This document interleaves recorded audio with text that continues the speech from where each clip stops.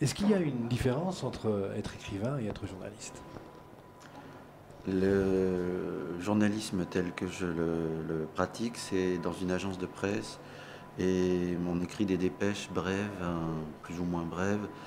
Il y a un grand point commun, c'est l'exigence de rigueur dans le choix des mots, la, la- mais là où tout change, c'est que la littérature, c'est l'exercice de la lenteur. J'ai tout le temps que je veux pour écrire, pour réfléchir, pour trouver le bon mot, alors que dans le journalisme, c'est l'école de la brièveté et surtout de la rapidité dans une agence de presse. Il y a malgré tout pas mal de passerelles de l'un à l'autre et c'est intéressant parce que par exemple pour le roman Nagasaki, j'ai trouvé le fait divers grâce à mon métier de journaliste. Mais le journalisme s'intéresse au réel, c'est-à-dire va essayer d'avoir des réponses rationnelles, de raisonner.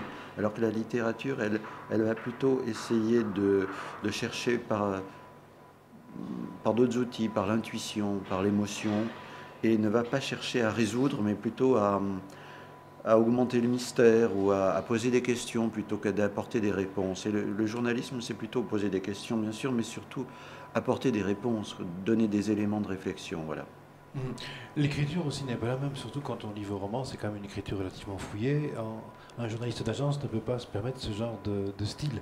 Bien sûr, et quand j'ai commencé à écrire de la littérature, il a fallu que je m'autorise, hein, que je découvre ma propre liberté avec les mots.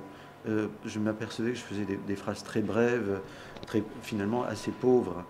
Mais malgré tout, comme je disais, ce rapport entre l'exigence de justesse et de rigueur est vraiment un socle commun entre journalisme et littérature, c'est fondamental, quoi. Donc l'agence de presse, c'est une bonne école pour la littérature, même si ça ne suffit pas, bien sûr.